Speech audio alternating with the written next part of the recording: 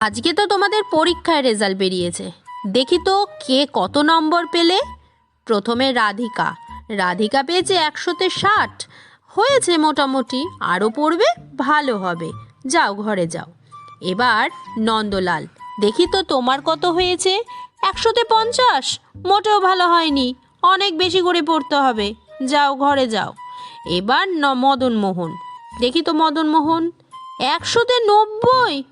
তুমি তো এত ভালো পাওয়ার ছেলে নও, নিশ্চয়ই 9-এর পাশে শূন্য বসিয়েছো।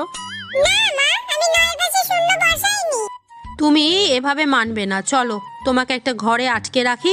আগে সত্যি কথা স্বীকার করো, তারপর তোমাকে এই ঘর থেকে আমি বের করে নিয়ে যাব। এখানেই বসে থাকবে। এত কিছুতেই বিশ্বাস করলো না। আমি শূন্যটা 9-এর পাশে বসাইনি। আমি তো শূন্যর আগে 9টা বসিয়েছিলাম।